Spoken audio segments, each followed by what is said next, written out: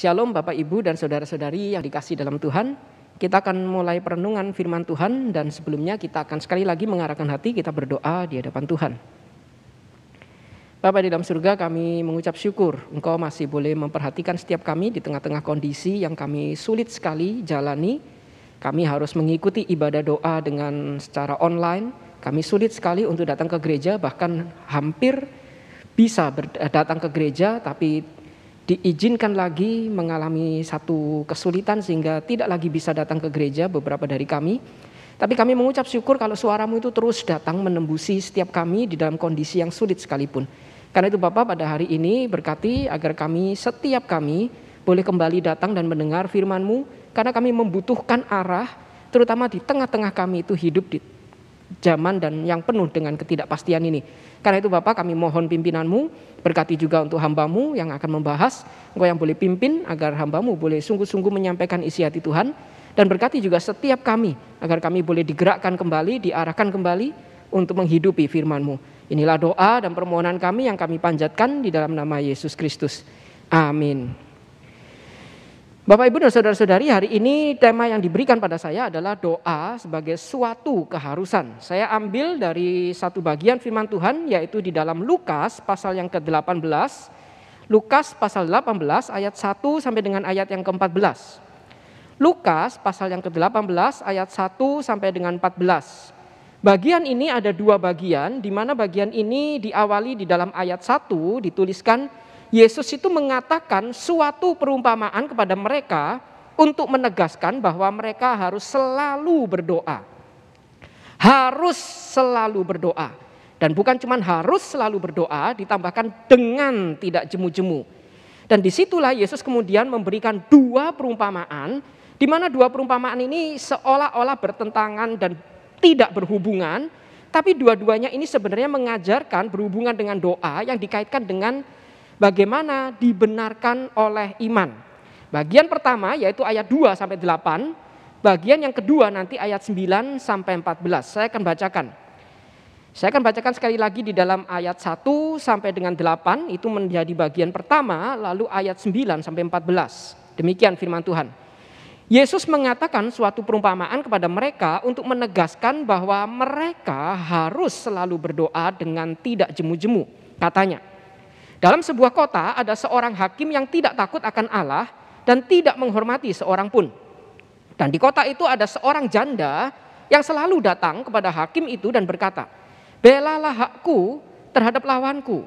Beberapa waktu lamanya hakim itu menolak, tetapi kemudian ia berkata dalam hatinya, "Walaupun aku tidak takut akan Allah dan tidak menghormati seorang pun, namun karena janda ini menyusahkan aku atau mengganggu aku terus, baiklah aku membenarkan dia supaya jangan terus saja ia datang dan akhirnya menyerang aku." Kata Tuhan, camkanlah apa yang dikatakan hakim yang lalim itu. Tidakkah Allah akan membenarkan orang-orang pilihannya yang siang malam berseru kepadanya atau berdoa kepadanya? Dan adakah ia mengulur-ngulur waktu sebelum menolong mereka? Aku berkata kepadamu, ia akan segera membenarkan mereka. Akan tetapi, jika anak manusia itu datang, adakah ia mendapati iman di bumi?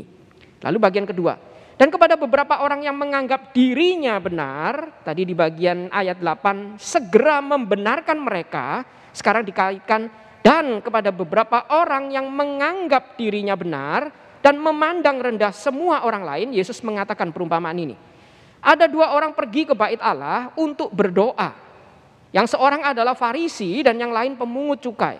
Orang Farisi itu berdiri dan berdoa dalam hatinya begini, "Ya Allah, aku mengucap syukur kepadamu karena aku tidak sama seperti semua orang lain. Aku bukan perampok, aku bukan orang lalim, aku bukan pezina, dan bukan juga seperti pemungut cukai ini. Aku berpuasa 2 kali seminggu. Aku memberikan 1/10 dari segala penghasilanku." Tetapi pemungut cukai itu berdiri jauh-jauh. Bahkan ia tidak berani menengadah ke langit. Melainkan ia memukul diri dan berkata, "Ya Allah, kasihanilah aku orang berdosa ini. Aku berkata kepadamu, orang ini pulang ke rumahnya sebagai orang yang dibenarkan Allah. Dan orang lain itu tidak. Sebab barang siapa meninggikan diri, ia akan direndahkan. Dan barang siapa merendahkan diri, ia akan ditinggikan." Demikian firman Tuhan. Bapak Ibu dan saudara-saudari, jika kita melihat di dalam perumpamaan ini, sekali lagi perumpamaan ini dibuka oleh Yesus dengan perkataan mereka harus selalu berdoa dengan tidak jemu-jemu. Jadi kepada mereka untuk menegaskan, Yesus itu mengajarkan bahwa mereka itu harus selalu berdoa dengan tidak jemu-jemu. Dengan kata lain, Yesus ingin menegaskan kepada mereka bahwa doa itu adalah suatu keharusan yang harus dilakukan oleh umat Tuhan, bahkan dengan gigih dan tidak jemu-jemu. Karena seringkali saya percaya setiap kita orang Kristen pasti berdoa. Tapi tidak semua orang Kristen merasa doa itu sesuatu yang relevan atau sesuatu yang penting. Doa itu mungkin bagi beberapa orang Kristen itu hanya suatu syarat yang kita itu lakukan karena kita agama Kristen yang harus berdoa. Sebagai umat beragama harus berdoa. Tapi banyak mungkin beberapa dari orang Kristen itu yang mungkin beranggapan doa itu bukan sesuatu yang relevan dalam hidup. Karena mungkin kita sering menjumpai ketika kita dalam kondisi sulit, kita berdoa, ternyata doa itu tidak mengubahkan sesuatu. Bahkan beberapa orang Kristen punya pandangan, doa itu memang tidak bisa mengubah kehendak Tuhan. Jadi kalau gitu untuk apa kita berdoa? Kita berdoa agar pandemi ini segera lewat. Tapi bukan segera lewat, malah angkanya semakin menanjak dan kita semakin ketakutan. Bahkan kita sempat buka di gereja, sempat ada orang boleh datang, sekarang kembali dilarang tidak boleh. Di mana kuasa doa? Dan disitulah kita itu merasa kalau gitu ya sudah, saya doa itu hanya sebagai kewajiban saja. Tapi doa itu memang tidak akan pernah bisa mengubahkan sesuatu. Tapi di tengah-tengah kondisi yang kurang lebih seperti itu juga, Yesus itu mengingatkan di dalam firman-Nya ini, setiap orang Kristen harus selalu berdoa, berarti mau kondisi baik atau tidak baik, kita itu harus berdoa. Doa itu bukan pilihan, tapi keharusan, itu panggilan kita.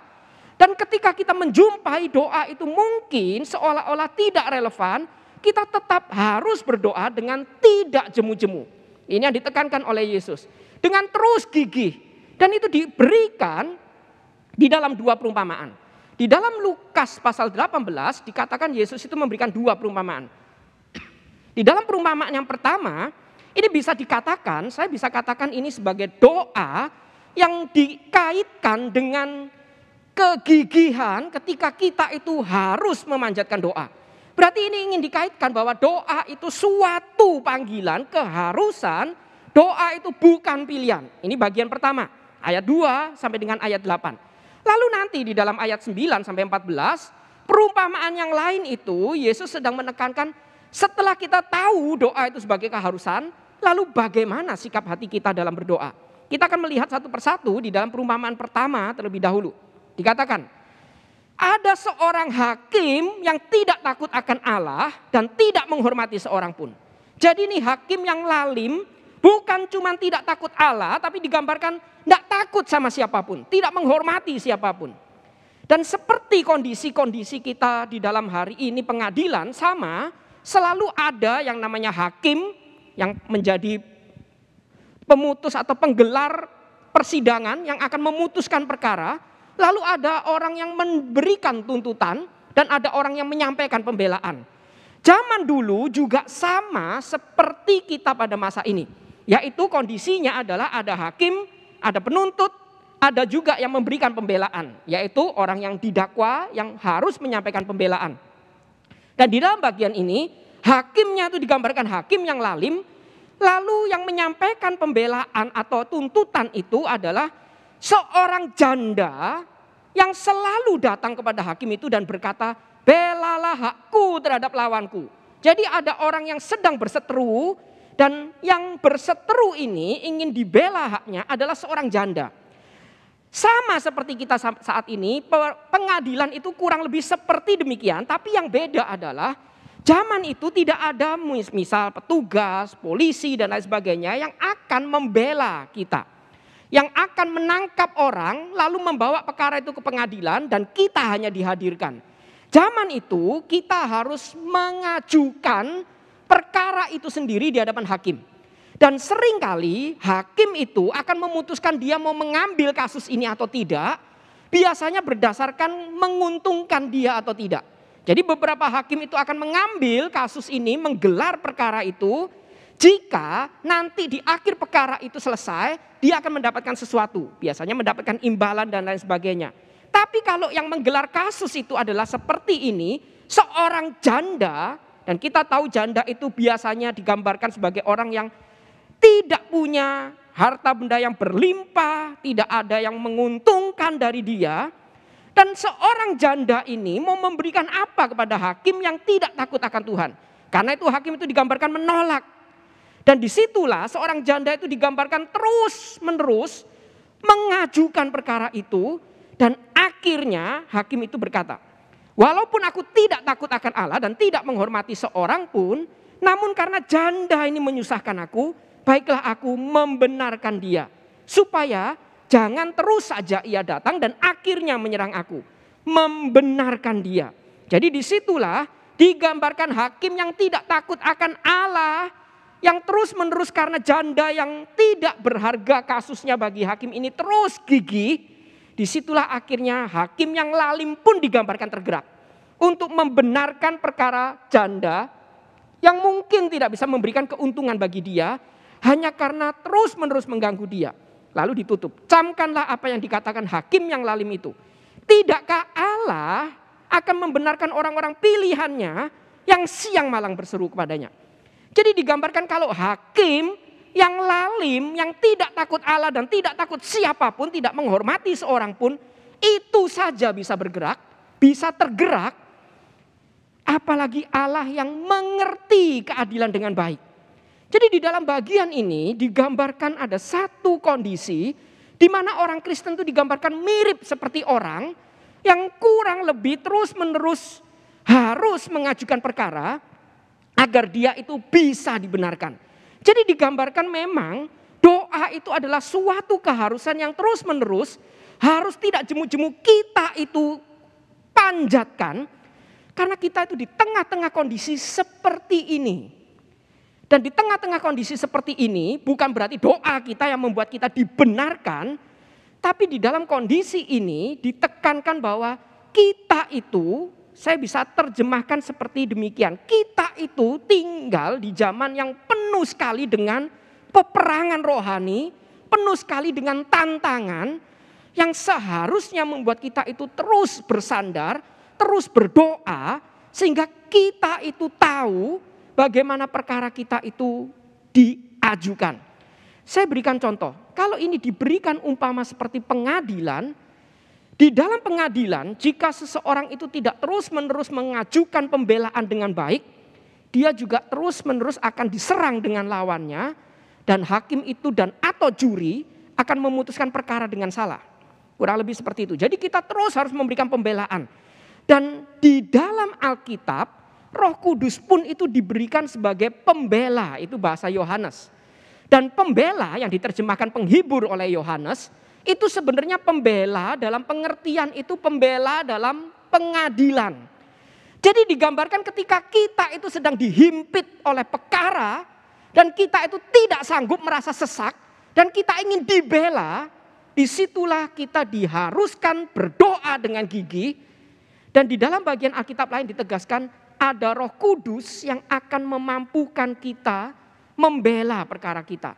Jadi ibarat seperti kita itu sedang diserang, dituntut, lalu kita tidak sanggup membela diri kita, yang dilakukan adalah kita terus tekun untuk membawa kasus ini agar bisa membawa kepada keadilan. Dan disitulah kita percaya di dalam kasus ini meskipun saya tidak sanggup membela, ada Roh Kudus yang akan memampukan saya. Jadi dengan kata lain bagian pertama ini ingin mengingatkan setiap kita. Doa meskipun mungkin seringkali kita merasa tidak mengubahkan kondisi sekitar kita, tapi doa itu adalah suatu keharusan karena jika kita tidak berdoa, pengharapan kita justru akan hilang. Doa suatu keharusan karena kita tinggal di tengah-tengah tuntutan, serangan, di mana jika kita tidak membela perkara kita dengan tekun, kita akan kehilangan arah, kita akan kehilangan pengharapan.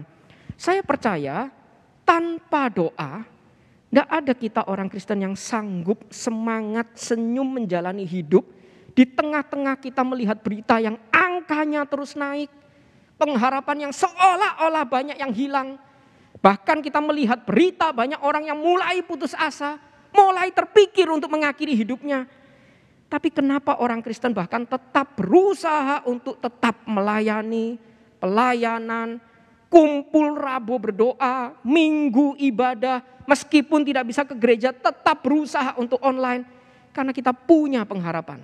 Jadi doa itu keharusan untuk kita tuh terus inline dengan apa yang menjadi kehendak Tuhan. Meskipun sulit, kita terus tidak jemu-jemu karena kita punya satu pengharapan. Jika orang yang diibaratkan tidak takut Tuhan dan tidak menghormati seorang pun saja bisa tergerak. Masakan Allah yang maha adil, maha kuasa dan maha kasih tidak tergerak. Jadi saya percaya kalaupun kita berdoa dan belum diizinkan terjadi doa kita, mungkin ada maksud dan rencana Tuhan yang kita nggak pernah bisa tahu. Tapi saya percaya di depan ada hakim yang agung dan adil yang akan menanti kita untuk memenangkan perkara, membenarkan kita, untuk menanti kita agar kita itu bisa menang dari perkara yang menghimpit kita. Ini bagian pertama. Jadi Yesus menegaskan doa itu suatu keharusan yang harus kita panjatkan dengan tidak jemu-jemu agar kita itu bisa terus berada di jalur yang benar, agar kita itu punya pengharapan dan diberikan satu penutup yaitu hakim yang lalim saja mau membela perkara meskipun tidak menguntungkan hanya karena diganggu. Masakan hakim yang agung, yang penuh kasih, tidak tahu apa yang benar dan salah. Jadi dia pasti akan membela kita. Terus berdoa, harus berdoa, karena itulah yang membuat kita terus kuat di hadapan Tuhan. Tanpa doa, saya percaya kita tidak akan mungkin bisa kuat menjalani ini semua. Saya percaya kita bisa kuat karena berdoa. Berhenti saja berdoa. Coba berhenti saja sebulan berdoa. Saya percaya kita akan terus makin menyimpang, makin putus asa. Dan kita akan makin merasa kehilangan arah. Ini yang pertama. Jadi Yesus mengingatkan kita harus selalu berdoa. Lalu diingatkan lagi. Dan kepada beberapa orang yang menganggap dirinya benar dan memandang rendah semua orang lain, Yesus mengatakan perumpamaan ini. Di dalam perumpamaan kedua, Yesus mengarah bergeser, bukan cuma doa itu suatu keharusan yang harus kita panjatkan dengan tekun dan tidak jemu-jemu, tapi bagaimana kita harus berdoa, yaitu diibaratkan ada dua orang pergi ke bait Allah untuk berdoa. Yang seorang adalah Farisi, yaitu orang yang pasti ngerti bagaimana berdoa, pasti tekun berdoa. Dan yang lain adalah pemungut cukai, yang mungkin tidak akan rajin berdoa, terlalu berdosa, terlalu najis. Bahkan mungkin untuk datang ke bait Allah saja seringkali mungkin ditolak. Dan dikatakan orang Farisi itu berdiri dan berdoa dalam hatinya begini. Jadi mereka sama-sama berdiri. Orang Farisi itu berdiri dan berdoa dalam hatinya, ya Allah, dia membenarkan dirinya. Aku mengucap syukur kepadamu karena aku tidak sama seperti orang lain. Bukan perampok, bukan orang lalim, bukan pezina, dan bukan juga seperti pemungut cukai ini. Yaitu orang yang berdiri di sebelah dia juga. Sama-sama berdiri di hadapan Allah. Sama-sama berdoa di hadapan Allah. Lalu dilanjutkan, aku berpuasa 2 kali seminggu, aku memberikan 1/10 dari segala penghasilanku.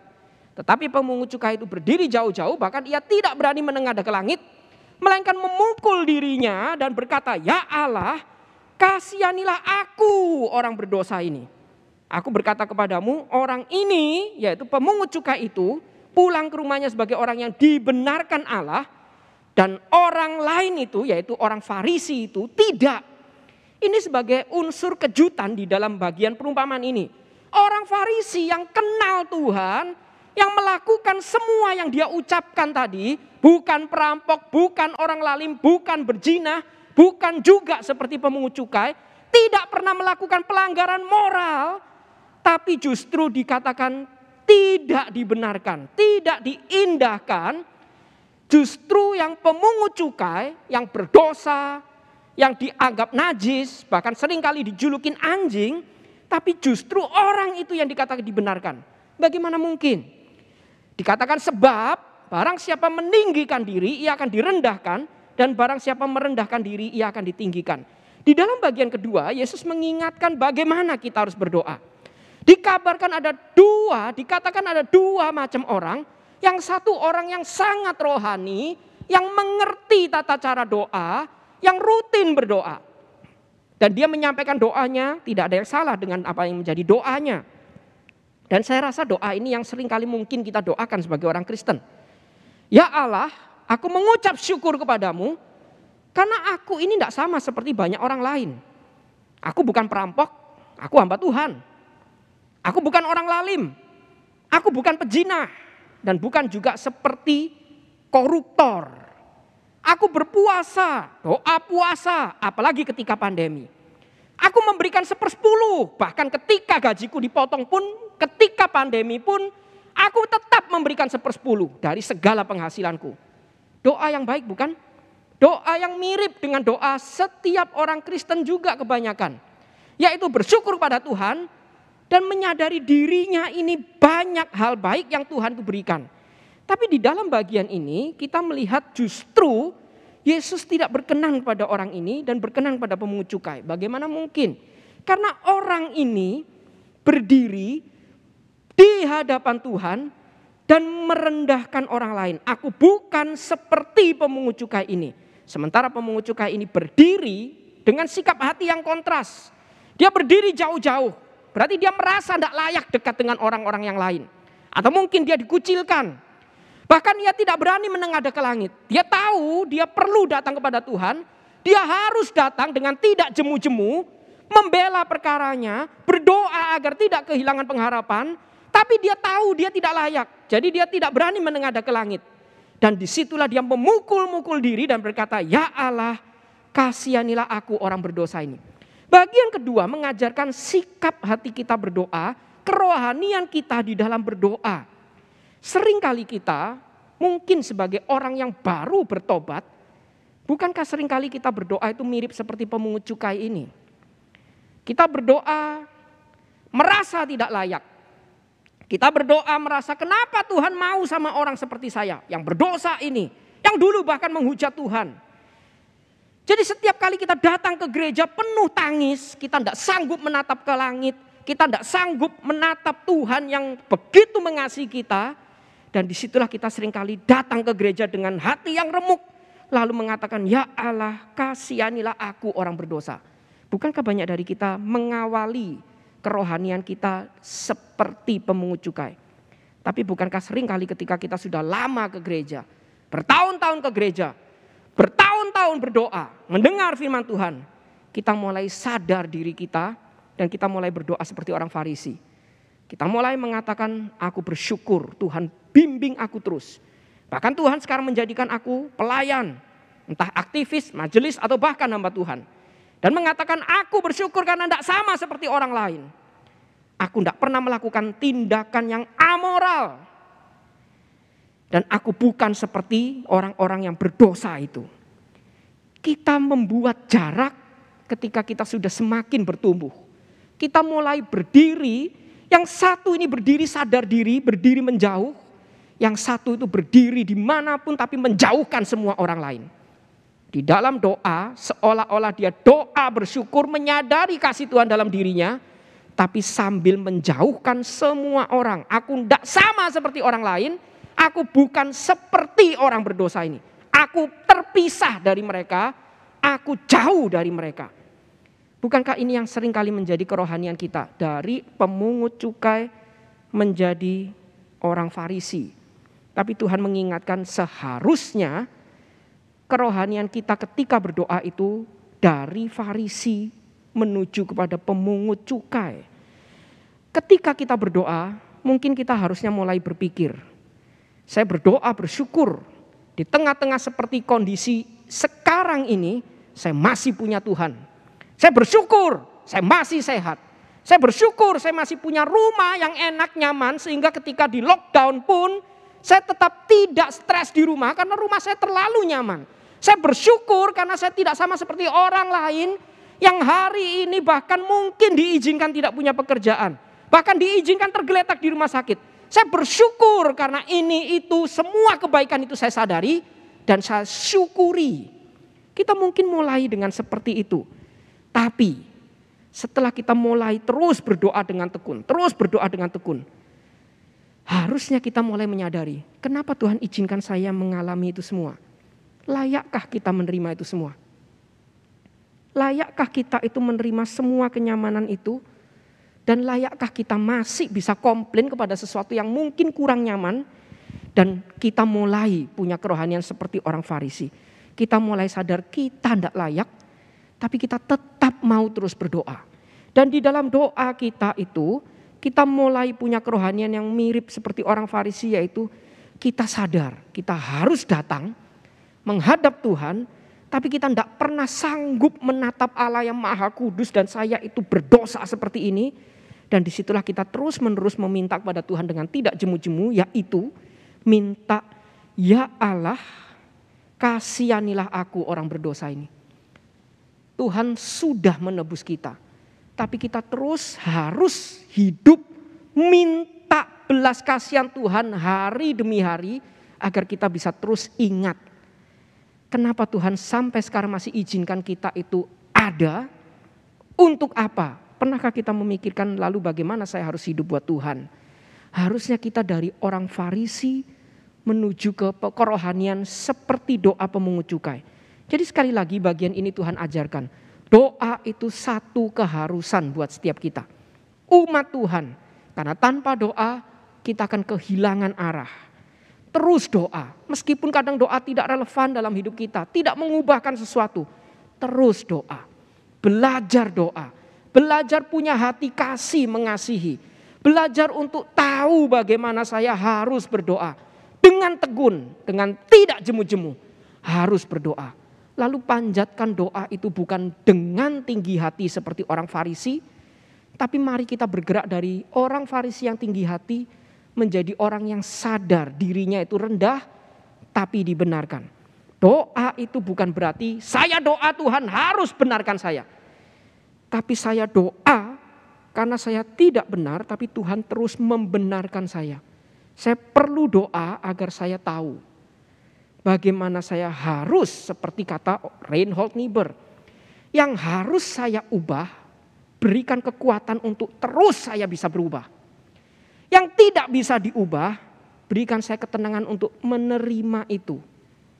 Dan berikan saya kebijaksanaan untuk bisa memahami mana yang harus saya ubah, mana yang tidak. Itu doa. Tidak jemu-jemu terus mendoakan, terus cari kehendak Tuhan. Tuhan, apa yang bisa saya ubah? Karakter saya yang tidak baik, kalau memang itu harus diubah, beri kekuatan untuk saya harus bisa berubah. Tapi beri saya ketenangan untuk menerima hal yang tidak bisa diubah. Sehingga saya tidak terus-menerus komplain dan memaksakan Tuhan harus menuruti keinginan saya. Dan terlebih lagi beri kebijaksanaan untuk tahu mana yang memang harus diubah, mana yang tidak bisa berubah. Dan saya tenang menjalankan itu bersama Tuhan. Itu doa. Terus berdoa. Meskipun mungkin belum dapat jawaban. Tekun berdoa karena doa itu keharusan. Dan ketika doa, ucapkan itu dengan kerohanian yang terus sadar. Saya tidak layak. Tapi saya dilayakkan boleh datang di hadapan Tuhan. Memanggil dia Bapa. Dan berbicara, berelasi seperti layaknya Bapa dan anak. Berdoalah dengan sikap hati. Sadar saya tidak layak. Tapi Tuhan yang membenarkan saya. Karena itu bagian ini ditutup. Aku berkata kepadamu. Orang ini pulang ke rumahnya sebagai orang yang dibenarkan Allah. Bukan karena perbuatannya benar, tapi dibenarkan Allah. Tidak layak, tapi dilayakkan. Dan orang lain itu tidak. Sebab barang siapa meninggikan diri, ia akan direndahkan. Dan barang siapa merendahkan diri, ia akan ditinggikan. Mari setiap kita belajar sekali lagi. Kondisi tidak enak, justru itu saatnya kita berdoa. Kalau sudah enak, tetap berdoa juga. Tapi dengan sikap hati. Tuhan sudah membenarkan saya ingin berdoa untuk terus menerus tahu isi hati Tuhan. Sehingga saya diberikan keberanian untuk melangkah, ketenangan untuk menerima, dan kebijaksanaan untuk tahu kapan harus melangkah, kapan harus diam menerima. Mari kita tundukkan kepala, kita berdoa. Bapa di dalam surga, sekali lagi kami ingin berdiri di hadapan-Mu dengan kesadaran setiap kami tidak ada yang layak. Siapa kami sehingga layak untuk menarik mendatangkan Tuhan untuk datang menebus setiap kami? Apa yang sudah kami lakukan buat Tuhan sehingga layak untuk membuat Tuhan itu datang, sehingga disalib untuk menebus dosa setiap kami? Tidak ada. Tidak ada satupun dari kami yang layak untuk bisa membuat semua itu terjadi. Tapi Tuhan membenarkan setiap kami, melayakkan setiap kami. Dan bukankah itu harusnya membuat kami bersyukur? Seharusnya membuat kami itu terus-menerus sadar kami butuh kasih Tuhan, butuh pertolongan Tuhan. Bukan membuat kami menjadi tinggi hati, Tuhan kami menebus kami karena membutuhkan kami. Tapi harusnya membuat kami sadar Tuhan tidak pernah membutuhkan kami. Tapi kenapa Dia begitu rela memberikan semuanya untuk menebus kami yang tidak layak ini? Dan bukankah itu semua yang harusnya membuat setiap kami tergerak untuk terus berdoa, terus mencari wajah Tuhan. Terutama ketika kami menghadapi situasi yang tidak mudah. Sehingga kami dengan tidak jemu-jemu terus mencari wajah Tuhan, kehendak Tuhan. Agar kami bisa mengerti kapan kami harus melangkah, kapan kami harus diam menerima. Dan kami bisa taat untuk melakukan semuanya itu di hadapan Tuhan. Ya Tuhan, inilah doa dan permohonan kami. Kami mohon agar Engkau boleh menguatkan setiap kami dan memampukan kami. Seperti yang Alkitab katakan, ketika kami tidak sanggup berdoa, Tuhan yang akan menyanggupkan kami. Bahkan Roh Kudus yang akan berkata-kata bagi setiap kami. Dan berikan kami hati untuk terus menerus berdoa. Meskipun sulit, meskipun mungkin tawar. Tapi kami mau terus berdoa dengan tekun, dengan tidak jemu-jemu. Di dalam nama Yesus Kristus kami berdoa. Amin.